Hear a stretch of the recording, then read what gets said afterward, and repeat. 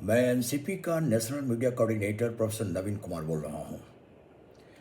पिछले मंगलवार को यानी 22 अप्रैल 2025 को कश्मीर के पहलगांव में जिस तरह से आतंकवादियों द्वारा 26 हमारे पर्यटकों की जान ली गई और इतने ही लगभग घायल हुए, उसकी हम भर्त्सना करते हैं, निंदा करते हैं। देश मर्माहत है, आक्रोशित भी है। इस बात को समझना होगा।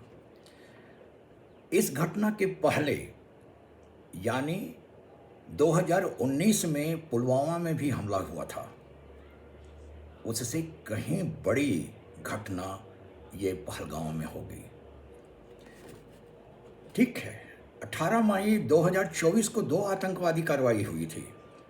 इसमें एक एजाज अहमद शेख नाम के बीजेपी के सरपंच थे, वो मारे गए। दूसरे जयपुर के एक मुस्लिम जोड़े को गोली मार दी गई थी।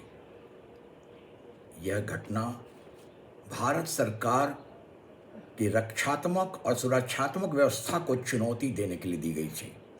आतंकवादियों द्वारा ये जो कार्रवाई हुई वह यह भय व्याप्त करने के लिए किया गया था ताकि पर्यटकों की संख्या जम्मू कश्मीर में कम हो जाए। लेकिन हुआ उल्टा। वहाँ पर्यटकों की संख्या लगातार बढ़ती चली गई और उससे घबराकर, उससे निराशा और हताशा में आतंकवादियों ने अपना आपा खोकर पहलगांव में इतनी बड़ी घटना को अंजाम दिया। कोई बात नहीं है, इसका एक सकारात्मक पहलू भी उभर रहा है। इस बार पहली बार आतंकवादियों के खिलाफ लोगों ने निंदा करना शुरू कर दिया, सड़कों पर आकर नारेबाजी और रैलियां निकालना शुरू कर दिया। ऐसा पहले कभी देखने को नहीं मिला था। यह सकारात्मक सोच कब आई? सुरक्षा, शांति और विकास के तरफ लोगों को किसने मोड़ा? हमारे आदरणीय प्रधानमंत्री नरेंद्र मोदी जी की संकल्प शक्ति और गृह मंत्री की कौशल रणनीति के कारण यह परिणाम देखने को मिल रहा है। यह सही है कि प्रधानमंत्री अभी शांत हैं।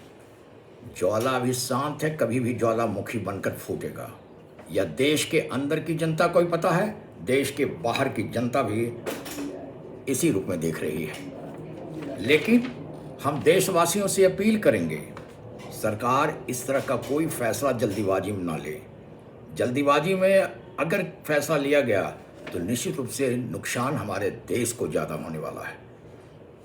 समय आने दीजिए, गलतियां उसकी और बढ़ेंगी, उसकी तरफ से लापरवाहियां और बढ़ेंगी, फिर उसके बाद फैसला करके बता दिया जाएगा।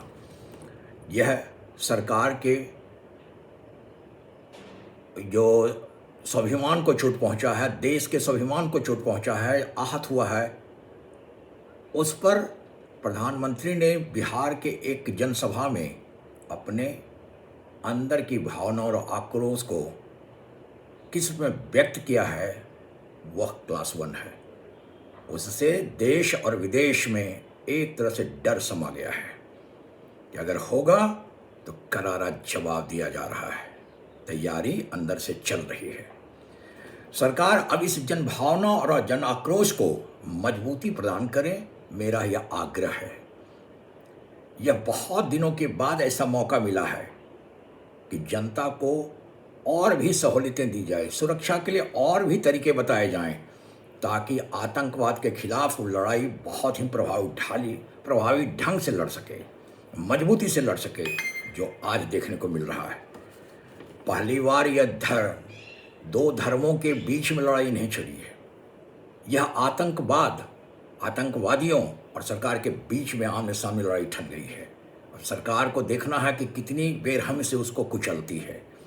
यह उम्मीद कर रहे हैं हम पूरे देशवासियों कि इस बार जो कुचला जाएगा वो उसका डीएनए बदल दिया जाएगा, नस नस तोड़ दिया जाएगा।